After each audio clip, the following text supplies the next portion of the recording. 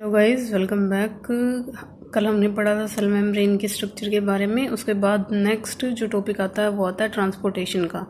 Transport of substance across the cell membrane. ठीक है, जो सब्सटेंस आयंस आपके इलेक्ट्रोलाइट्स हैं उनकी मूवमेंट कैसे होती है सेल मेम्ब्रेन के अंदर और बाहर की तरफ, तो वो हम पढ़ेंगे।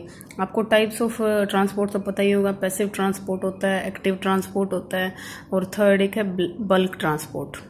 ये टॉपिक आपका एनाटॉमी और बायोकेम दोनों के अंदर पढ़ाया जाता है आपको, तो हम इसको एनाटॉमी से पढ़ रहे हैं।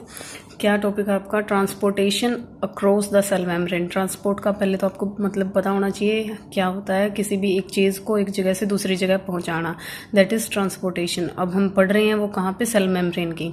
तो सेल मेम्ब्रेन के आपको अंदर और बाहर आयंस और सोल्यूट सॉल्वेंट इनकी मूवमेंट करवानी है, तो आप कैसे करवाओगे वो आप इसके अंदर पढ़ोगे। तो देखते हैं, सेल मेम्ब्रेन आपको पता है एक बाउंड्रीज या बैरियर की तरह काम करती है एक्स्ट्रा सेलुलर और इंट्रा सेलुलर फ्लूइड के अंदर। ठीक है, बिटवीन द इनसाइड और outside of cell, cell membrane ही है जो बैरियर की तरह काम करती है। ये सिलेक्टिव परमिएबल होती है, ये बात हमें पता है। सिलेक्टिव परमिएबल मतलब सिलेक्टेड ही चीज़ों को परमिशन देगी, परमिएबल मतलब परमिशन देगी। ठीक है, इट अलो टू पास या enter and exit the molecule according to its own decision. ठीक है, सेल मेम्ब्रेन का खुद का डिसीजन होता है किस पार्टिकल को अंदर आने देना है, किस पार्टिकल को बाहर जाने देना है। So there are different method of transportation across the cell membrane. ठीक है, तो डिफरेंट तरह के मेथड्स हैं आपके। फर्स्ट है आपका एक्टिव ट्रांसपोर्ट, सेकंड है पैसिव ट्रांसपोर्ट, थर्ड है बल्क ट्रांसपोर्ट। इन दोनों के नाम आपने सुने होंगे। थर्ड ये है आपका बल्क ट्रांसपोर्ट। ये आपके बायोकेम के अंदर भी आपको पढ़ाए जाते हैं। ठीक है, तो हम सबसे पहले पढ़ते हैं पैसिव के बारे में। एक्टिव और पैसिव का आपको पता होगा। एक्टिव ट्रांसपोर्ट जिसके अंदर यूज़ ऑफ एनर्जी होता है, और पैसिव ट्रांसपोर्ट जिसके अंदर आपको कोई एनर्जी यूज़ करने की जरूरत नहीं है। पार्टिकल्स ग्रेडियंट कंसंट्रेशन के अकॉर्डिंग मतलब ज़्यादा से कम की तरफ अपने आप मूव कर जाते हैं।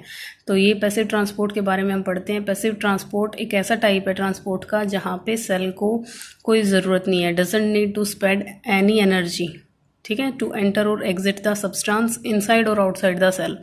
सेल को कोई एनर्जी वेस्ट करने की जरूरत नहीं है पार्टिकल्स को सेल के अंदर और बाहर भेजने के लिए। ठीक है, तो उसको आप क्या बोलोगे? ये आपकी डेफिनेशन बनती है पैसिव ट्रांसपोर्ट की। ठीक है, type of transport in which cell doesn't need to spend any energy to enter और एग्जिट द सब्सटेंस इनसाइड और आउटसाइड द सेल। नेक्स्ट आपका cell doesn't need to show any special activity, और cell को कोई special activity करने की जरूरत नहीं है। अब आपका जो पैसिव ट्रांसपोर्ट है वो भी आगे 3 तरह का आपको पढ़ने को मिलेगा। हमने क्या पढ़ा अब तक? ट्रांसपोर्टेशन का मतलब पढ़ा, कहाँ से होता है, सेल मेम्ब्रेन के थ्रू होता है, कितनी तरह का होता है? 3 तरह का, एक्टिव, पैसिव और बल्क। फिर हमने स्टार्टिंग की पैसिव से। पैसिव जिसके अंदर सेल को कोई एनर्जी कोई स्पेशल एक्टिविटी करने की जरूरत नहीं है। पैसिव भी आपका कितनी तरह का होता है? 3 तरह का होता है। सबसे फर्स्ट डिफ्यूज़न, जो सिंपल डिफ्यूज़न आप लोग पढ़ते हो, वो किसका पार्ट है? आपका पैसिव ट्रांसपोर्ट का। नेक्स्ट है फैसिलिटेटेड डिफ्यूज़न, ये भी किसका पार्ट है? आपका पैसिव ट्रांसपोर्ट का। Third is osmosis. Osmosis is also the type of passive transport. ठीक है, ये सब कुछ आपकी बुक में है। देखिए, सिंपल डिफ्यूज़न भी, फैसिलिटेटेड डिफ्यूज़न भी और ऑस्मोसिस भी, ये आपकी किसकी टाइप होती हैं? ये आपकी पैसिव ट्रांसपोर्ट की टाइप्स होती हैं। ठीक है, तो सबसे फर्स्ट हम पढ़ते हैं सिंपल डिफ्यूज़न के बारे में। सिंपल डिफ्यूज़न आपका क्या होता है?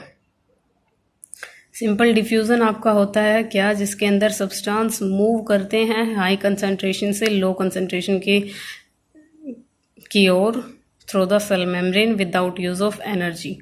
ठीक है, इसके अंदर कौन से पार्टिकल आपके मूव करेंगे? सिंपल डिफ्यूज़न के अंदर आपके मूव करेंगे सोल्यूट पार्टिकल्स, जो कम अमाउंट में होते हैं, वो मूव करेंगे from high concentration to low concentration. ठीक है, इसके अंदर एग्जांपल देखिए आपको क्या दिए हुए हैं।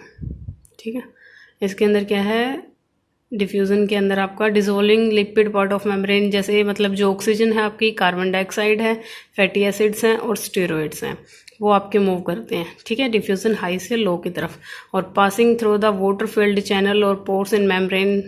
और कौन कौन से पार्टिकल हैं ये एग्जाम्पल में आपको लिखने हैं जो हाई से लो की तरफ जाते हैं। एक तो oxygen, carbon dioxide, fatty acid, steroids plus simple water soluble substance जैसे कि सोडियम, पोटेशियम, कैल्शियम। ये भी आपकी किसकी हेल्प से मूव करते हैं? डिफ्यूज़न की प्रोसेस से मूव करते हैं। नेक्स्ट आपको पढ़ना है फैसिलिटेटेड डिफ्यूज़न के बारे में। फैसिलिटेटेड, ठीक है, फैसिलिटेटेड डिफ्यूज़न के बारे में। इसके अंदर क्या होता है, आपका मूवमेंट होती है सब्सटेंस की through the cell membrane with the help of membrane protein. Facilitated का मतलब क्या, कोई चीज़ के साथ, ठीक है। देखिए जैसे इसके अंदर होगा आपका ये जो आपको डायग्राम दिखाया है ये फैसिलिटेटेड डिफ्यूज़न का ही दिखाया हुआ है। इसके अंदर क्या होगा, किसी प्रोटीन की हेल्प से, ये प्रोटीन है, इसकी हेल्प से क्या होगा, पार्टिकल मूव करेंगे आपके बाहर से अंदर की तरफ, ठीक है। ये देखिए यहाँ से एक पार्टिकल है जो बाहर से अंदर की तरफ मूव कर रहा है ऐसे। तो ये पढ़ते हैं हम क्या चीज़ है आपकी। देखिए फैसिलिटेटेड पढ़ लिया आपने, क्या ग्लूकोज जो मॉलिक्यूल्स है ना वो फैसिलिटेटेड डिफ्यूजन की हेल्प से मूव करते हैं। तो movement of substance through the cell membrane with the help of membrane protein, ठीक है। और यहाँ पे प्रोटीन किसकी तरह से काम करते हैं, एज अ कैरियर मॉलिक्यूल। आपको पता होना चाहिए आपकी बॉडी में किसी भी चीज़ को अगर एक जगह से दूसरी जगह जाना है तो प्रोटीन मूव करवाते हैं, ठीक है। प्रोटीन एज अ कैरियर काम करते हैं, वो किसी भी एक चीज़ को एक जगह से दूसरी जगह ले जाने के लिए हेल्पफुल होते हैं। ये बात याद रखना, प्रोटीन का मेन काम यही होता है। तो फैसिलिटेटेड डिफ्यूजन में अगर सब्सटेंस को मूव करना है सेल मेम्ब्रेन के थ्रू तो वो मेम्ब्रेन प्रोटीन की हेल्प से मूव करेगा, ठीक है। नेक्स्ट हम पढ़ेंगे नेक्स्ट लेक्चर के अंदर। Thank you guys.